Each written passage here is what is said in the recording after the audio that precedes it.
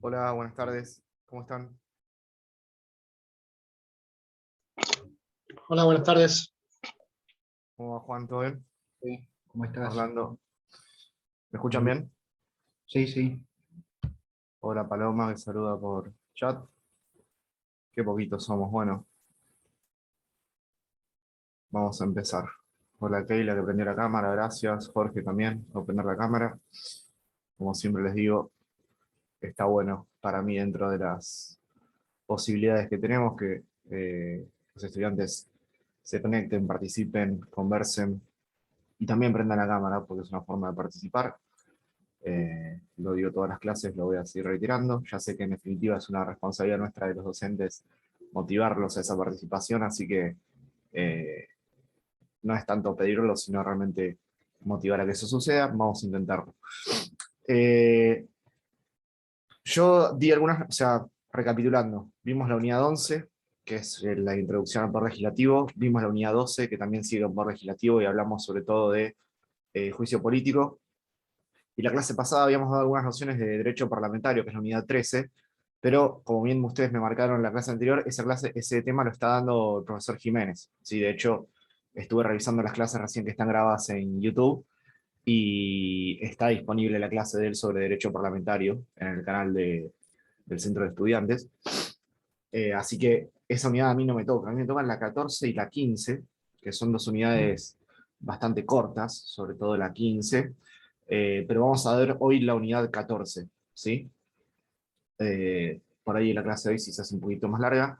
La unidad 15 no debería ser muy larga, pero bueno, lo cierto es que nos quedan dos clases nada más, porque si mal no recuerdo, hoy es 14, tenemos la clase del 21, ¿no? Y después el 23, o por ahí es el examen, puede ser, no me acuerdo ahora de memoria, pero el 23. El Bien, 23 es el examen. bien, o sea, nos quedan dos clases. ¿Te puedo, Sí, te puedo hacer una pregunta? sí, Juan.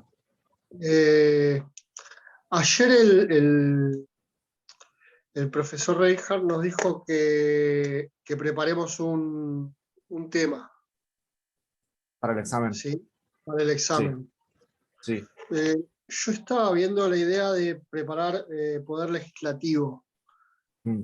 pero veo que es muy extenso. O sea, no Y sé sí. cómo abrirlo No, es en que un... poder legislativo no es un tema, es más de un tercio de los Bien, temas en realidad. Eh, Tendrías que elegir, por ejemplo, eh, dentro de derecho parlamentario, podrías elegir, suponete, los fueros o el desafuero o los juicios de las cámaras al momento del juramento de los miembros, podría ser los casos Bussi y Patti, por ejemplo, o podrías salirte de ahí, irte a la forma de procedimiento de formación y sanción de las leyes, que es la bolilla 16, que la va a dar Jiménez, si es que no la dio. Ver cómo es todo el procedimiento cuando una cámara aprueba una ley y la pasa a la cámara revisora y qué es lo que puede hacer la cámara revisora, todo eso está bastante bueno, pero tenés que elegir algo dentro del poder legislativo. De poder legislativo así, fíjate que es el es el poder que más unidades ocupa dentro de la segunda parte. Tenés la 11, la 12, la 13, la 14, la 15 y la 16, si no me estoy equivocando. Mientras que bien. Poder Judicial, por ejemplo, es una sola, que es la 17, o Poder Ejecutivo son la 9 y la 10. Entonces, no, tendrías que achicar un poco. Después, si querés la clase que viene, me decís cuál elegiste o te ayudo a elegir, pero no, tenés que reducir ahí. Dale, buenísimo, Digamos, buenísimo. Te consulto por privado, por el chat. sí, no hay problema. La idea de preparar un tema, Dale. digamos, sorry, es que ustedes puedan tener la seguridad de empezar a hablar como para entrar en calor al principio del examen, digamos. Es obvio que cuando uno prepara un tema con tanta anticipación, va a estar bien, lo primero que, o sea, sería ridículo que prepare un tema y se equivoque en eso, ¿no? Pero por lo menos las primeras palabras que uno dice siempre están bien y muchas veces a muchos estudiantes les ayuda esto a poder como empezar a hablar. Sobre todo en esta materia que es de las primeras que rinden oral, no sé, creo que yo les fui preguntando en el oral, creo que para la mayoría fue el primer oral que rindieron en el primer examen. Ahí Agustina levanta la mano, también dice el primero. Sí. Creo que la mayoría de los que están acá les tomé yo, de hecho. Eh, Agustina no le tomé yo. Somos los que Bueno, sobrevivimos no, del pero desembarco de conmigo, Normandía. conmigo sobrevivió la mayoría, si mal no recuerdo, ¿eh? Y varios con muy buena nota. Elizabeth está ahí, que si mal no recuerdo sacó un 10. Mira, eh, así que bueno, prepara un tema para eso, para entrar en confianza y poder destrabar un poco la lengua que uno está nervioso, nada más. Pero yo los puedo orientar en elegir algún tema. Justamente lo que hay que evitar al preparar un tema es elegirlo en forma muy amplia, digamos, y no saber empezar a mezclar cosas. Mejor algo concreto. Hablando de mezclar cosas, ¿sí? Las unidades 14 y 15 tienen un poco de popurrí, de temas varios, porque fíjense cómo se llama esta unidad 14.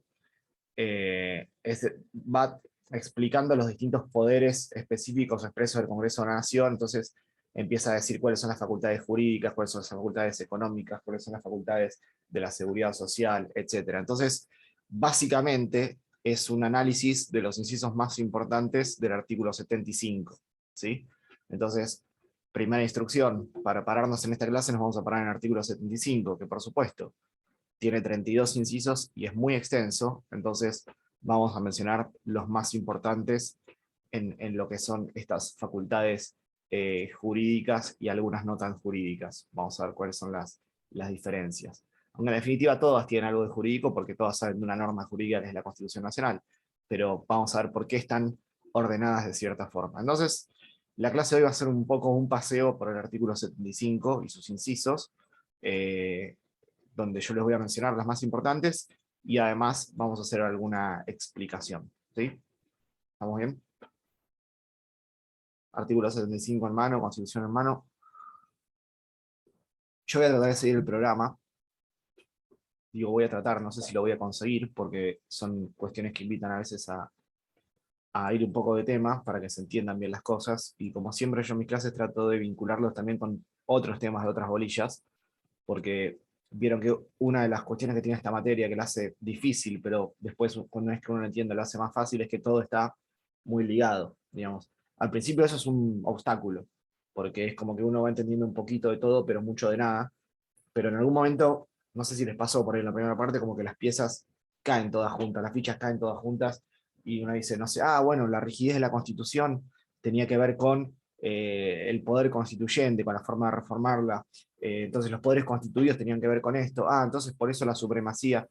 Es como que son temas que separados parecen difíciles, pero que en algún momento caen las fichas y uno los puede entender.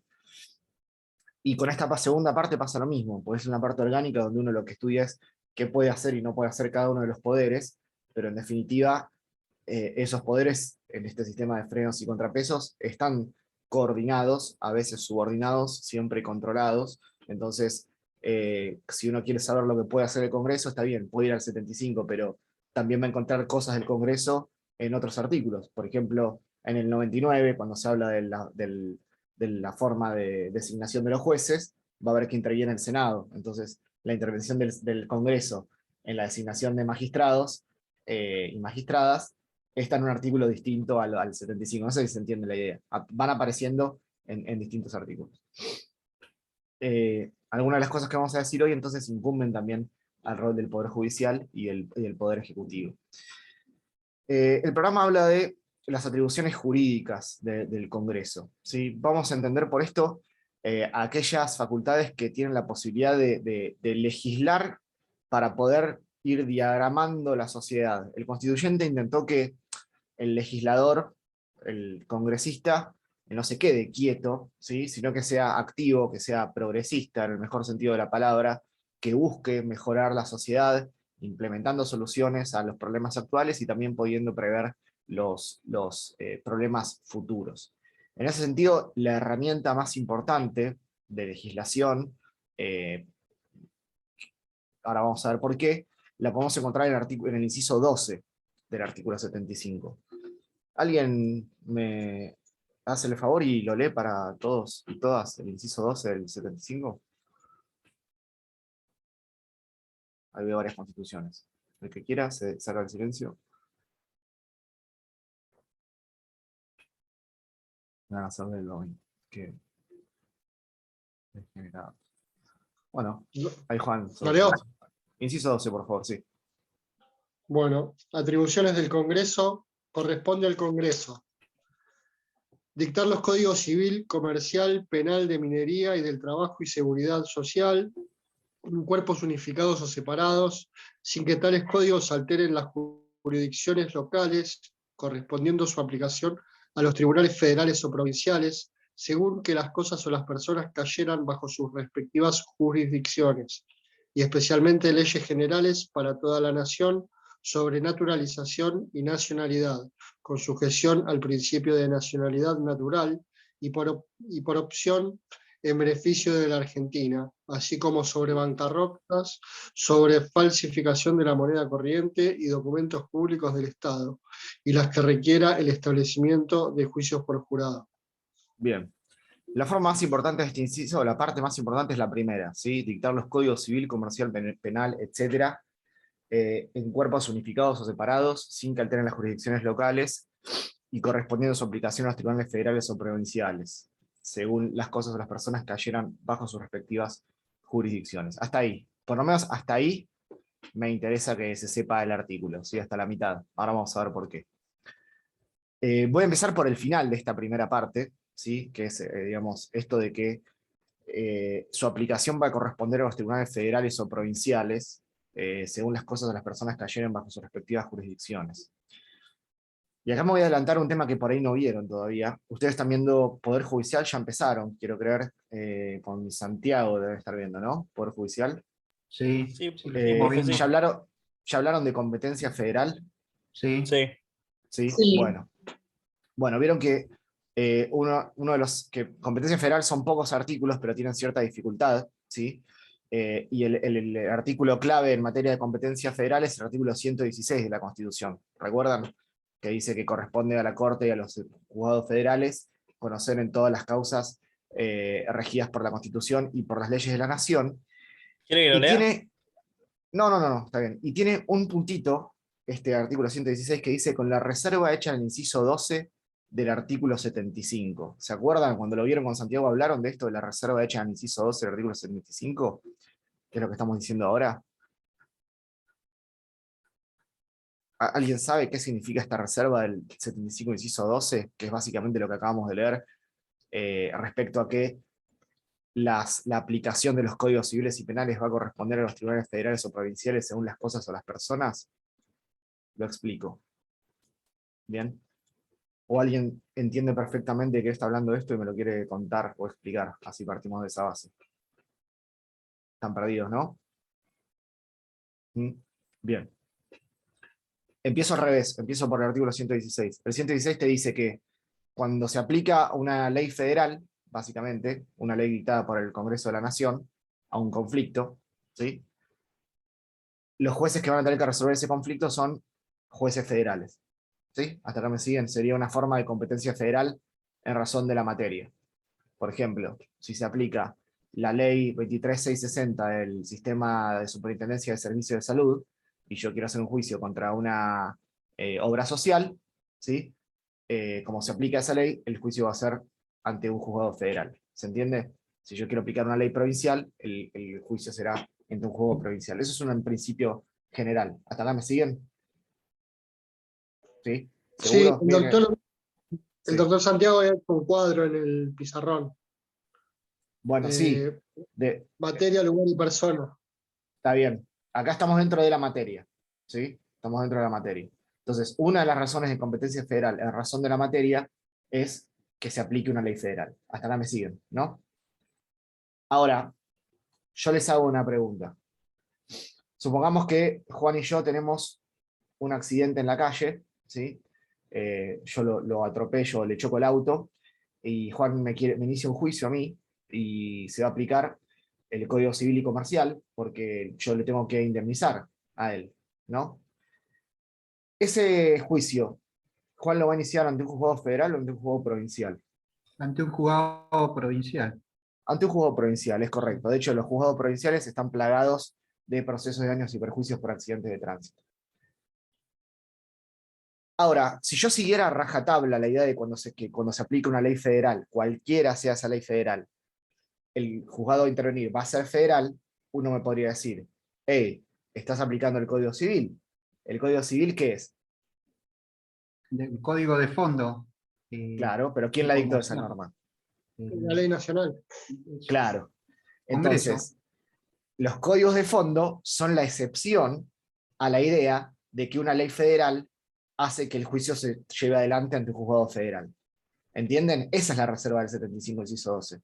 Si uno, siempre que tuviera que aplicar el Código Civil o el Código Penal, que son leyes dictadas por el Congreso de la Nación, tuviera que litigar ante un juzgado federal, todos los juicios de la Argentina, básicamente, litigarían ante juzgados federales, porque esas normas se aplican en todos los juicios civiles o penales. ¿Se entiende la idea? Sí, el doctor Martín decía sobre el derecho común, hablaba sobre los códigos de fondo. ¿Sí? Exactamente, esto es el derecho común. Cuando nosotros hablamos de Código Civil y Código Penal, hablamos de códigos de fondo, hablamos de normas de derecho común. Después vamos a ver la clase que viene en el artículo 15, los tipos de leyes que puede dictar el Congreso, ¿sí? Entonces, en general, cuando es una ley federal, la competencia es federal, pero cuando son normas de derecho común, como bien explica Orlando, y las normas de códigos, básicamente, es esa, la aplicación de esa norma no tira la competencia para uno ni para otro lado, ¿sí? Como dice el 75 inciso 12, su jurisdicción va a caer sobre los tribunales federales o provinciales según las cosas o las personas, digamos, ahí, o en todo caso otras leyes que también se apliquen. ¿Se entiende esta idea? Es muy importante esto. Digamos, la mejor forma de estudiar competencia federal es poner ejemplos y ver por qué el caso tramita ante un juzgado o ante otro, ante una jurisdicción o ante otra. Entonces, volviendo a nuestra idea, volviendo a la idea del artículo 75, inciso 12, los códigos de fondo, y como bien explica el compañero, son legislación común. ¿Sí? Legislación común, ¿por qué? Porque ya la Constitución originaria de 1853/1860 pretendió que la legislación fuera, en este sentido, uniforme en todo el territorio. A diferencia de otros países federales, donde la ley penal o civil puede variar dentro de cada nación, o dentro de cada provincia, o dentro de cada subterritorio, en Argentina la idea era y permanece, que todas las provincias tengan una legislación uniforme en materia civil o penal. Por eso, los códigos civiles, comercial, penal, etc., van a ser dictados por el Congreso de la Nación y van a ser aplicables en todo el territorio. ¿Qué juzgado los aplicará? ¿Un federal o un provincial? Corresponderá de las personas que intervengan, los lugares donde esos hechos ocurran, y en todo caso de las demás leyes que se aplican. Hay que tener en cuenta que a veces hay materias especiales que no quedan adentro de los códigos, ¿sí? Y que sustancialmente pertenecen a la categoría de civil y comercial. Por ejemplo, la ley de defensa del consumidor, la ley de seguro, la ley de quiebra, la ley de contrato de trabajo, ¿sí? O que tampoco quedan dentro del Código Penal, como la ley de estupefacientes, ¿sí? Que por ejemplo tiene penas y no está dentro del Código Penal. Estas leyes se suelen denominar complementarias, ¿sí? Porque si bien regulan una manera de fondo, que en su mayor parte está codificada, no son códigos en sí mismos. ¿Se entiende? Esto es muy importante. ¿Entienden esta idea? Es decir, hay otras normas que si bien no son parte de los códigos en sí mismos, sí también son legislación común y se aplican también por los juzgados, como bien explicó Santiago Martín, como ahora mencionó el compañero, no atraen la competencia federal en sí mismo, sino básicamente todos los casos de ley de defensa del consumidor, la ley 24240, tramitarían ante los juzgados federales, y eso no es así, más allá que la provincia también tiene una ley de defensa del consumidor. En definitiva, para resumir, sean normas contenidas en códigos o normas sueltas, las leyes de fondo o la legislación común solo puede ser sancionada por el Congreso de la Nación. ¿Sí? Las legislaturas provinciales no pueden dictar este tipo de normas con, digamos, aplicación federal. En todo caso, podrán dictar algunas leyes comunes con aplicación provincial y siempre sin modificar las regulaciones nacionales. Diferente es el caso, sabrán ustedes, de los códigos que regulan cómo se aplican esta norma de fondo. Me refiero a los diversos códigos de procedimiento, que sí va a sancionar cada provincia exclusivamente para su territorio y para sus tribunales, ¿sí? Por eso las legislaturas provinciales no pueden sancionar reglas distintas a las que están en los códigos de fondo, que son básicamente dos, el Código Civil y Comercial y el Código Penal, pero sí van a poder sancionar reglas distintas en cómo se aplican esos códigos, por eso cada provincia tiene su Código Procesal Civil y Comercial y su Código Procesal Penal. ¿Se entiende esta idea entre códigos de forma y códigos de fondo? Los de fondo los sanciona el Congreso de la Nación para todo el territorio, los de forma los sanciona cada provincia para su propio territorio y para la aplicación por sus propios tribunales. ¿Está clara esta idea? Es recontra importante, ¿eh? Es muy sencilla, pero es importante. Digamos, cualquiera que tenga un poco de experiencia tribunalicia, ya sea en un estudio jurídico, en tribunales, a esto que estoy diciendo le parece una obviedad, pero bueno, no necesariamente es así, y en muchos casos no es así, sobre todo a esta altura de la carrera, por eso es importante explicarlo con detenimiento y precisión. Para que les quede claro esto, o sea, no podría haber distintos regímenes de, por ejemplo, sucesiones, o de hipoteca, o de matrimonio, según la provincia, ¿sí? Cuando yo digo que en algunos países sucede esto, bueno, sí, sin ir más lejos, en Estados Unidos, ¿sí? Una persona puede tener por el mismo crimen en un estado una pena de prisión temporal y en otra ser condenado a la inyección letal, ¿sí? Ese ejemplo te marca cómo la legislación de fondo no es homogénea en todos los países federales. Pero bueno, es el sistema que ha elegido Argentina. Y fíjense, acá estoy marcando una diferencia con un país cuya estructura constitucional es muy parecida a la nuestra, ¿sí? Argentina en general, en lo que es la distribución del poder, copió mucho el sistema norteamericano, sin embargo, esta potestad estadual, de poder dictarse su normativa de fondo, es sustancialmente diferente. Bien, eso es lo más importante del artículo 75, inciso 12, que entiendan a qué se refieren estos códigos de fondo, que entiendan qué es legislación común, y que entiendan qué es la reserva del 75, inciso 12, a la cual remite el artículo 116. Pero dentro del 75 hay otros incisos que tienen que ver con las medidas de carácter legislativo, que por supuesto, legislar es la función por excelencia del poder del Congreso, por eso se llama poder legislativo, y en este caso nos vamos a referir al inciso 23. Quien quiera leerlo está invitada a hacerlo. Artículo 75, inciso 23.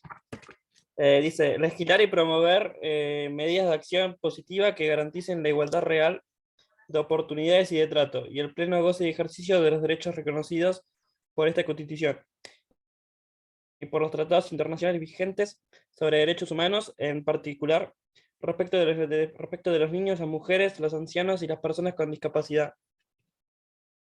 Bien. Fíjense entonces que con el Sí. 75, inciso 23, sí, perdón, te interrumpí, No, dictar no, un régimen de seguridad social. Vamos, dale, siga el segundo párrafo también. ahí lo leo.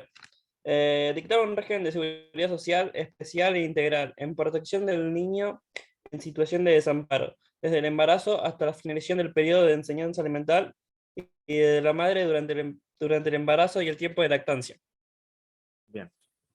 Entonces, acá el constituyente le impone al Congreso la obligación de realizar estas medidas de acción positiva legislativas, ¿sí?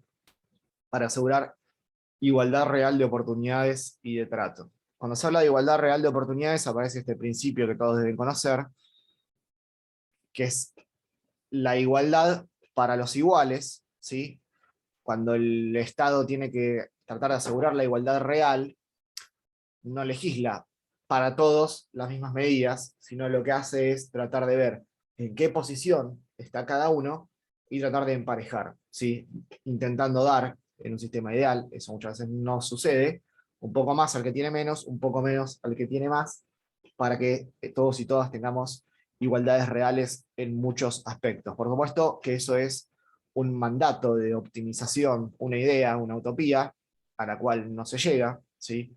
Pero de todas formas hay que tratar de trabajar con ese faro o con ese objetivo. Entonces, la indicación de la norma se torna más específica respecto a algunos grupos que en la época, digamos, cuando se pone este artículo, digamos, y con posterioridad, y con los distintos instrumentos de derecho internacional, siempre se solía hablar de grupos vulnerables, y hoy más que grupos vulnerables, en muchos aspectos se habla ya de grupos vulnerados en muchos aspectos. Me refiero a los niños, niñas y adolescentes, a los ancianos, a las mujeres y a las personas con discapacidad. Es en ese sentido que hay un montón de normas dictadas por el Congreso, ahora vamos a ver algunas, que tienen que ver con proteger especialmente a estos sectores, y especialmente en lo que hace a la seguridad social, a los dos sectores que son más vulnerables a la discriminación y la exclusión social, que son el niño en situación de desamparo y la madre durante el embarazo y el tiempo de lactancia. Una ley bastante reciente, dictada en cumplimiento de este mandato, es la ley 27611, que es la famosa ley de los 1000 días. No sé si alguien la recuerda por ese nombre, escuchó hablar de la ley de los 1000 días alguna vez. ¿Alguien sabe por qué se llama la ley de los 1000 días? Si mal no recuerdo, sí, la 27611. Ahí se las copié. ¿Por qué se llama ley de los 1000 días?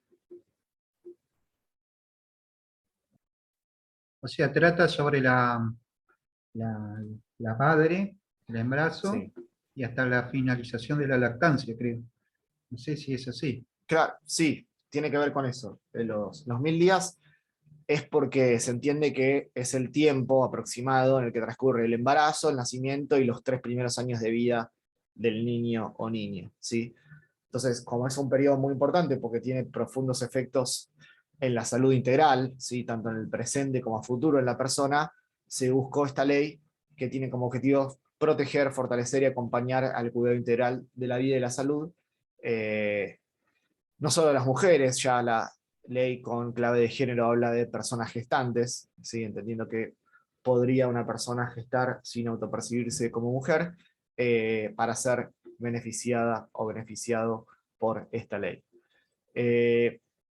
Algunos autores más conservadores, Badeni por ejemplo, dice que en lo que respecta a los niños, la norma hubiera sido mejor, que hubiera utilizado, me refiero al artículo 75 y 23, la palabra concepción, ¿sí? Para considerarlo más representativo del momento en el que comienza la vida de las personas. Sin embargo, cabe recordar que la Argentina fijó su posición respecto de esta cuestión de qué es lo que se considera niño, ¿sí? En la cláusula interpretativa del artículo 1 de la Convención Internacional sobre los Derechos del Niño, convención que posee jerarquía constitucional. Lo estoy haciendo una ensalada, pero es importante porque esto ha sido mencionado en algunos proyectos de ley recientes. Empezamos por el principio. El artículo 1 de la Convención de Derechos del Niño dice el artículo 1 el artículo 1 dice que se entiende por niño todo ser humano menor de 18 años de edad, ¿sí? Entonces, esto no sé si lo saben, o lo sabían, o les sonaba, que la Convención no dice desde cuándo, sino que dice hasta cuándo, ¿sí? Hasta los 18 años de edad se es niño. Sin perjuicio que nuestra normativa interna, con el Código Civil y Comercial, introduce la figura del adolescente, ¿sí? Pero, ¿desde cuándo? Bueno, cuando Argentina firmó ese tratado,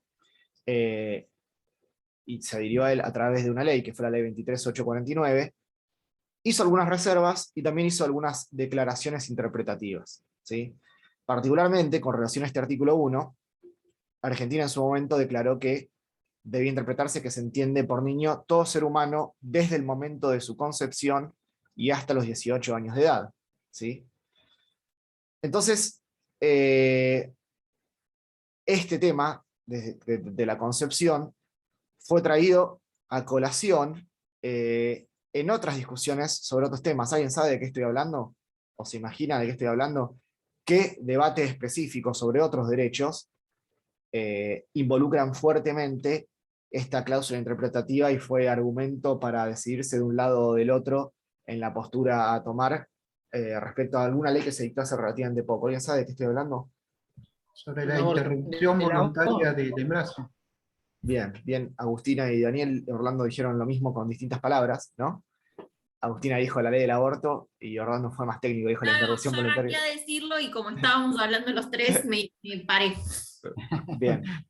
Levantá la mano. Aprovecho, digamos, el aborto en realidad ya existía como figura en el Código Penal, digamos, como forma de figura penal que se condenaba a quien lo produjera o lo hiciera producir en sí mismo o en otro.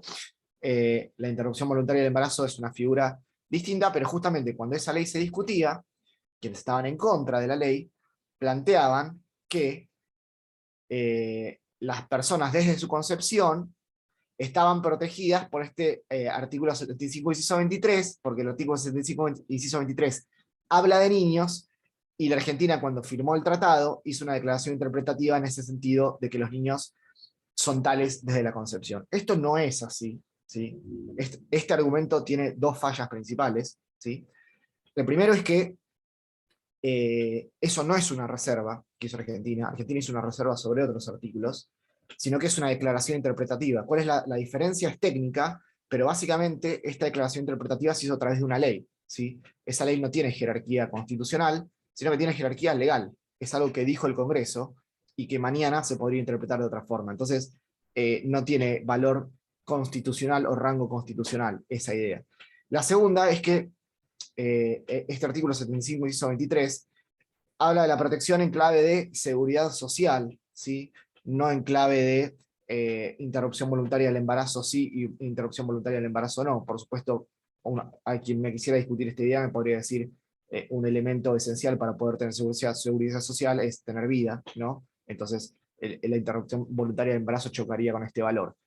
La discusión es muy buena, ¿sí? De hecho, fue uno de los argumentos más filosos o más espinosos, pero constitucionalmente más ricos que se dieron durante el debate de la interrupción voluntaria del embarazo.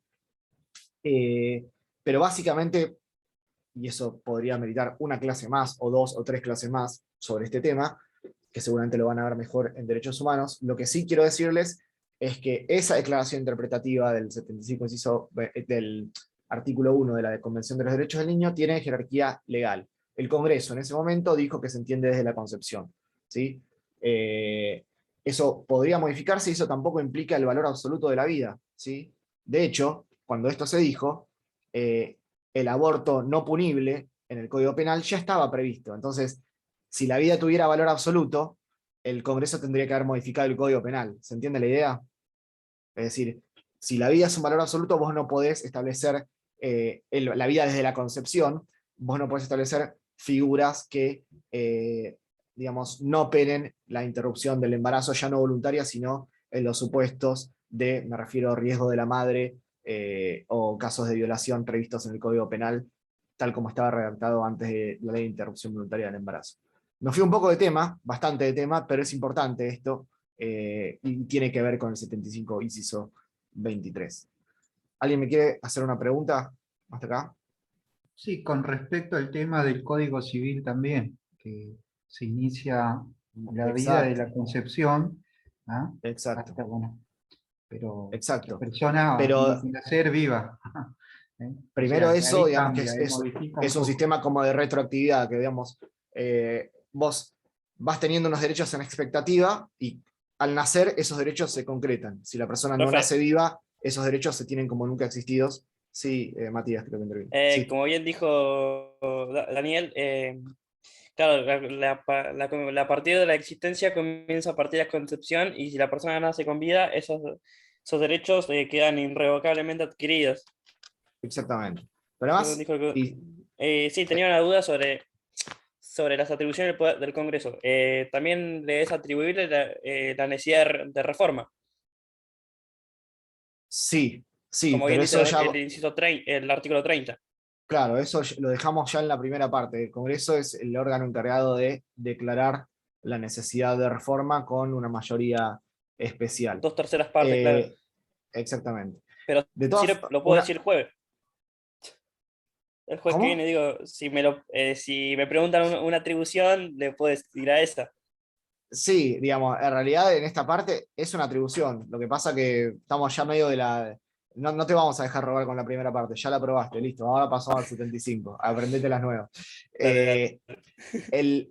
Una cosa importante, digamos, ya que me trajeron a colación el Código Civil y ya que estamos hablando de la ley de la interrupción voluntaria del embarazo, lo que diga o dejara de decir el Código Civil en materia de personas y existencia visible no es óbice obstáculo para el dictado de ninguna ley, porque en definitiva el Código Civil tiene jerarquía legal, ¿sí? Y en materia legal, como dijimos, ley posterior deroga ley anterior. Entonces, uno no puede oponerse al dictado de una ley diciendo no, porque el Código Civil dice tal cosa o el Código Penal dice otra. Está bien, son leyes, digamos. El único obstáculo al momento de dictar una ley, en cuanto a los principios, valores, normativa y definiciones, en todo caso, es la Constitución y los instrumentos internacionales. Fíjense, esto es supremacía constitucional.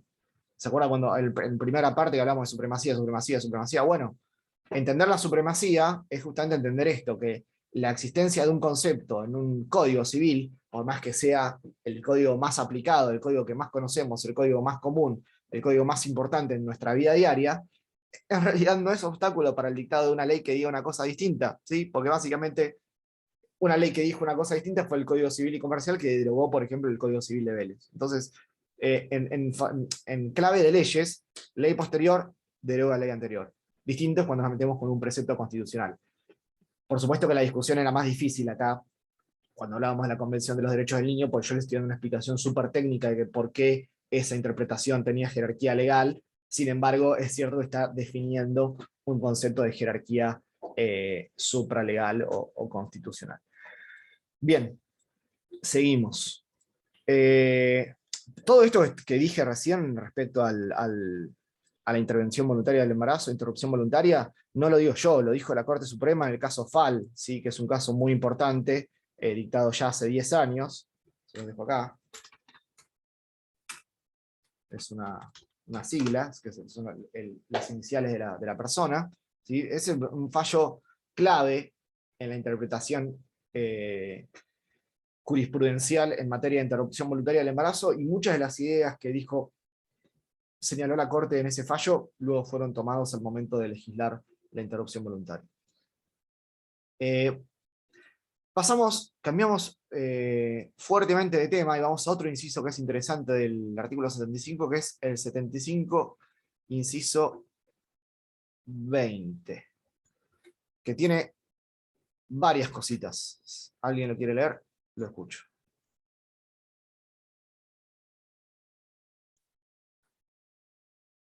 Y si no, lo leo yo. Yo lo leo, profe. Muy cortito. Sí. Como quieran. O lo quiere leer otra persona. Vamos, sí, cambiamos. Dale.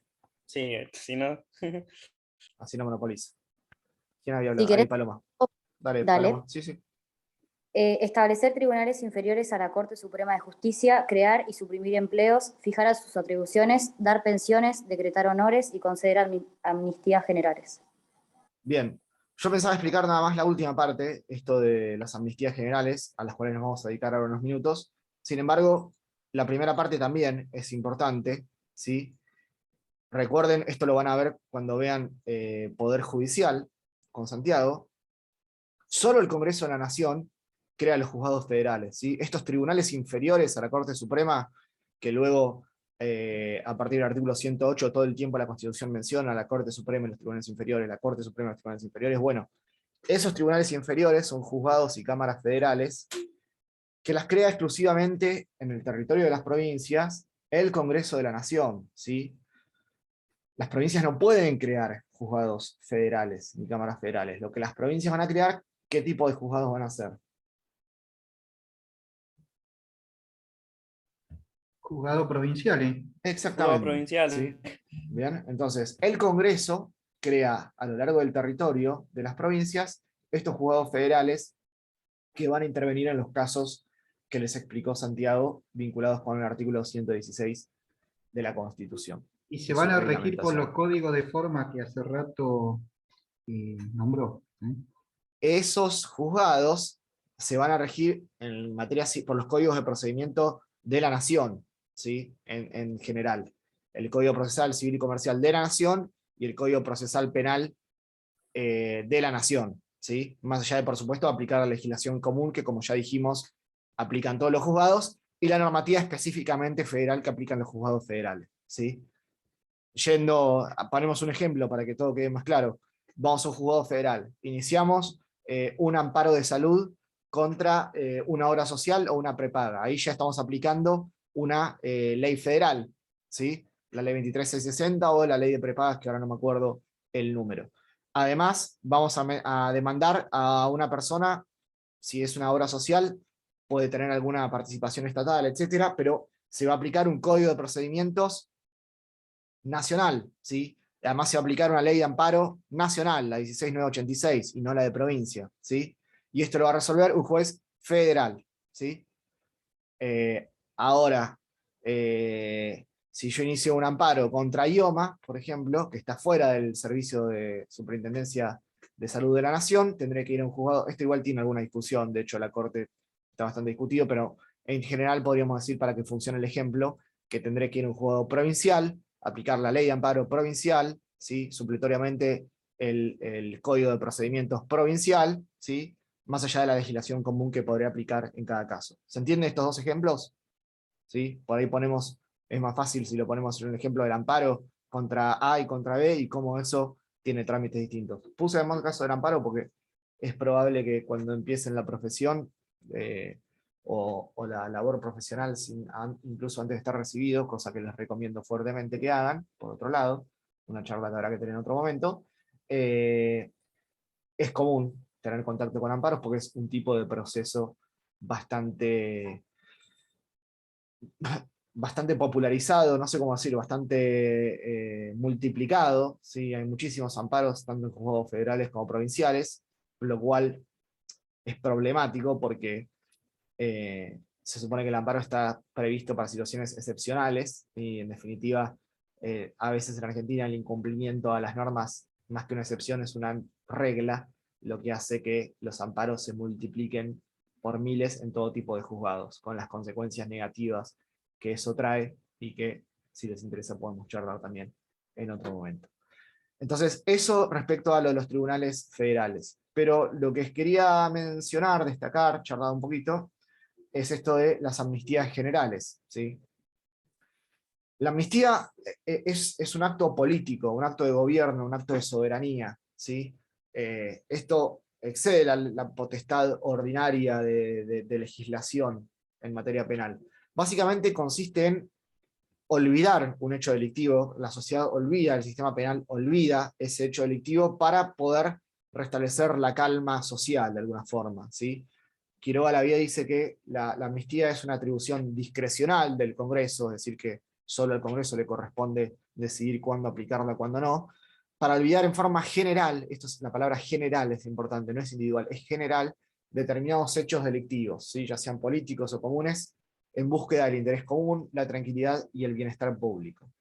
Entonces, la diferencia justamente entre la amnistía y el indulto, porque eso es lo que quiero destacar, es que la amnistía debe ser general y no particular, ¿sí? La amnistía no se concede en beneficio de determinadas personas, sino en forma general para todos aquellos que hayan participado en la comisión de ciertos delitos. Y el indulto, además de ser particular, no lo dicta el Congreso de la Nación, sino lo dicta el presidente, ¿sí? Y lo que hace es extinguir no el delito, sino la responsabilidad penal, el indulto, ¿sí? El indulto mantiene el delito cometido, pero de todas formas decide no sancionar. La amnistía lo que establece es directamente la caducidad de la acción penal. ¿Bien? En Argentina, leyes de amnistía hubo de diverso tipo, sin embargo, las más recordadas o las más conocidas fueron las famosas leyes de obediencia debida y punto final, vinculadas con delitos cometidos durante la última dictadura militar. Esto llevó a varios vaivenes legislativos y jurisprudenciales, ¿sí? Porque esas leyes luego fueron derogadas, ¿sí? E incluso declaradas inconstitucionales por la Corte a partir de varios fallos, siendo el primero de ellos, quizás el más importante, el fallo Simón, que ahí les pego. Esto no tienen que saberlo, digamos, el fallo Simón se ve en humanos, pero a quien le interese el tema, esa es la carátula del fallo de 2005, donde la Corte declaró inconstitucionales las leyes de audiencia debida y punto final, con fundamentos que ustedes se pueden imaginar aún antes de haber leído el fallo, digamos. Fueron tan aberrantes los crímenes cometidos durante la dictadura militar, yendo en contra ya no del derecho positivo, sino también incluso del derecho natural, y violatorios del derecho de gentes o de los principios más elementales de la persona humana, que no resulta constitucional que el Estado perdone la existencia de esos delitos o los olvide justamente en aras de la concordia social debido a su gravísima naturaleza, ¿sí? Estoy resumiendo en una frase de 10 segundos un fallo de 200 páginas, pero básicamente esa es la idea. Por supuesto que quienes estaban en contra de esta idea decían, che, pero me estás aplicando de alguna forma un derecho penal de forma retroactiva, me estás diciendo que una ley no se aplica, o sea, derogándola varios años después, porque las leyes esas también habían sido derogadas, no solo declaradas inconstitucionales. Otra discusión también, podemos dar una clase entera de esto. La idea es que entiendan qué es la amnistía, ¿sí? Y cuál es la diferencia con el indulto. La amnistía entonces la declara únicamente el Congreso, es en forma general, y no implica extinguir únicamente la sanción, sino también la existencia misma del delito. Es decir, que la amnistía podría beneficiar a personas no solo condenadas, sino incluso procesadas o que aún no han comenzado a ser procesadas. Esto tiene que ver también con lo que hablamos cuando vivimos los casos Profe, Guzzi y Patti. Sí, sí, Matías. yo tengo entendido que el indulto es el perdón total de la pena y la amnistía proviene del término amnesia, que significa olvidar la pena, o sea, dejarla sin efecto, por lo que Es entendí yo. correcto, es correcto, es correcto. La amnistía olvida no solo la pena, sino todo el delito en sí mismo, ¿sí? El indulto no olvida el delito sigue existiendo, lo que hace es no condenar. Se toma el caso de una persona específica, ¿sí?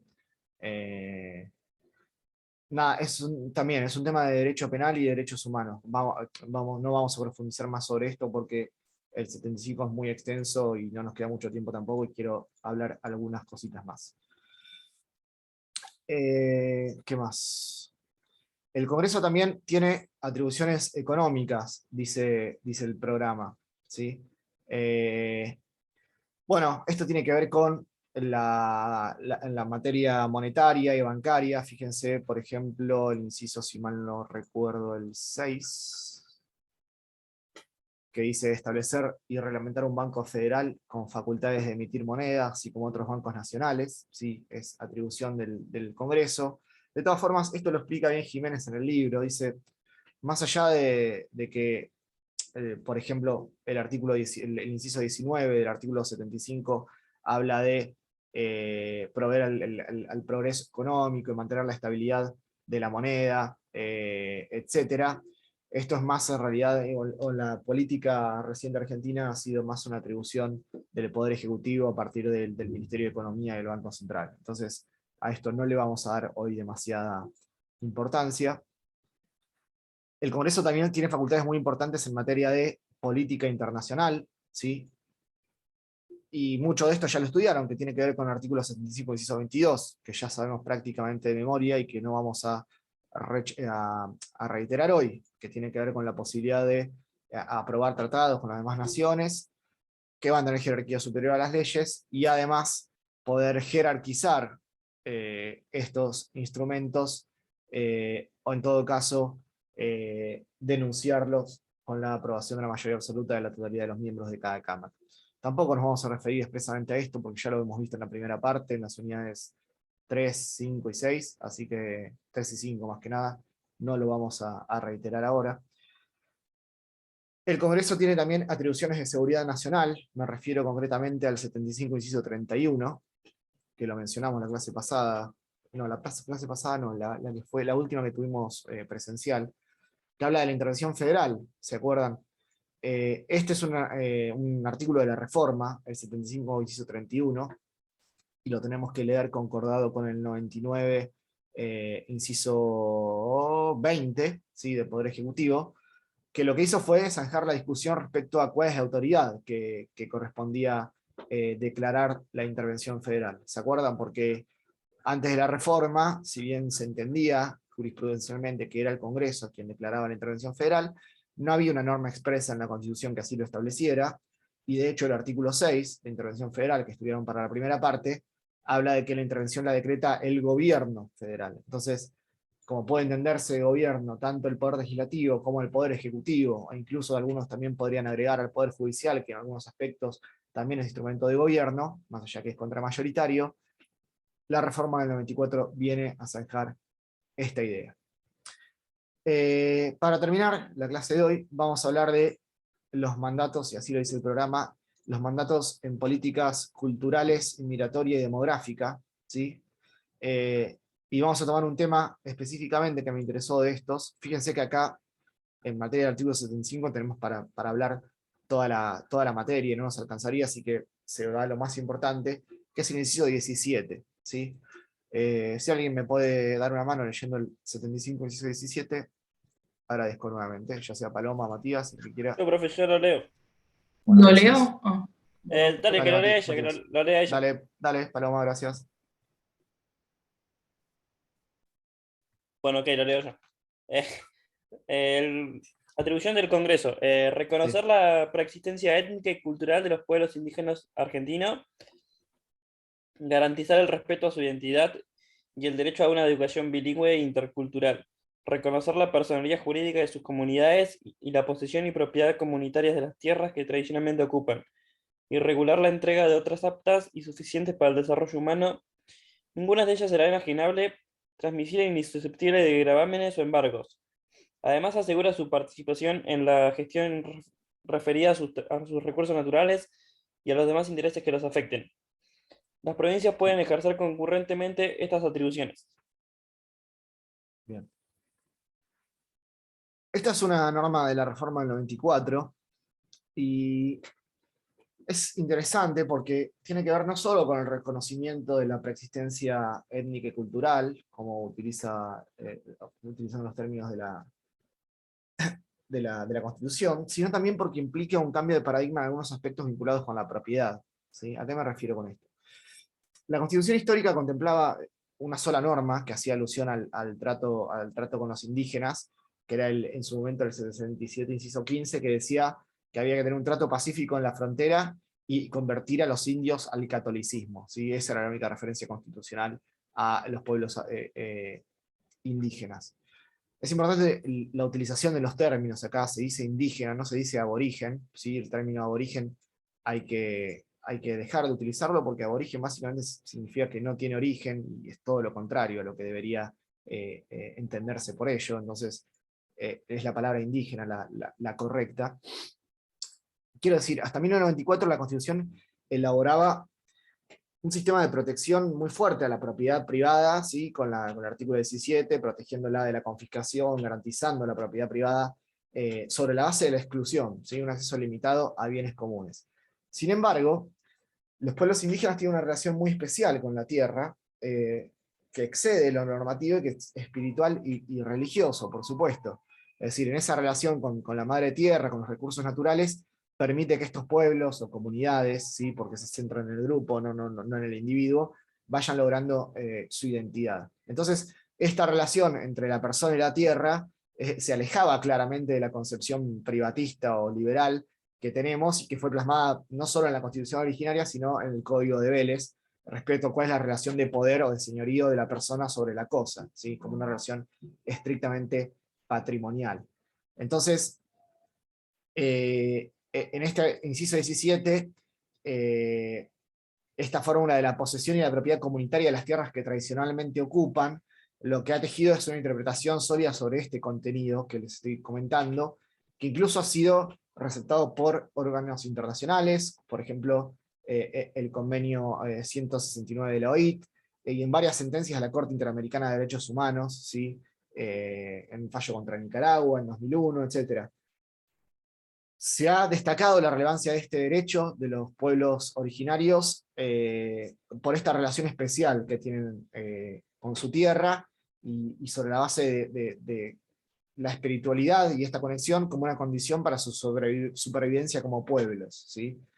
Lo cierto es que en Argentina los conflictos territoriales han ocupado un lugar muy importante, y esto lo vemos en las noticias habitualmente, sobre todo en las provincias del sur o en las ciudades del sur, pero también en el norte, donde este artículo 75, inciso 17, ha sido desconocido en muchos casos, o ha habido mucha austeridad en las políticas públicas para cumplirlo, que han generado una tensión social muy importante, ¿sí?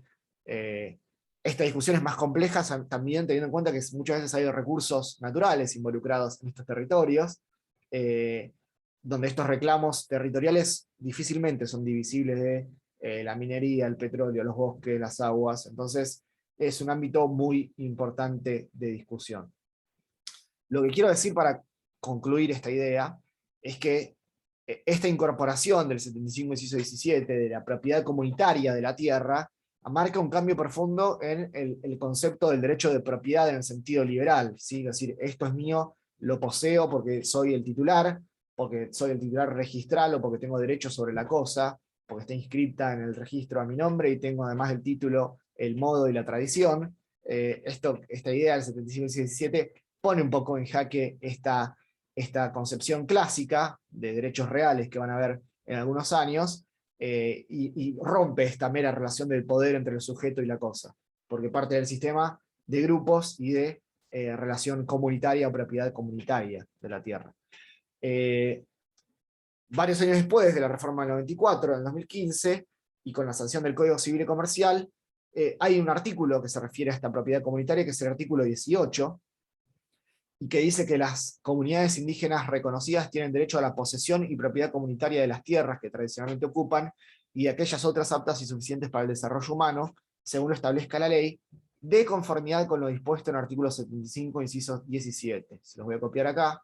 Este es el artículo 18 del Código Civil y Comercial, ¿sí? Dictado en consonancia por el Congreso con este mandato del artículo 75 y 17. Entonces acá tenemos un ejemplo de cómo el constituyente le da una orden al legislador, el legislador la cumple o intenta cumplirla con el dictado de una norma. Y fíjense qué interesante que este artículo 18 está incorporado dentro del título Derechos y Bienes del Código Civil y Comercial, y no dentro del libro 4, que es el de los derechos reales. Entonces tiene una categoría especial.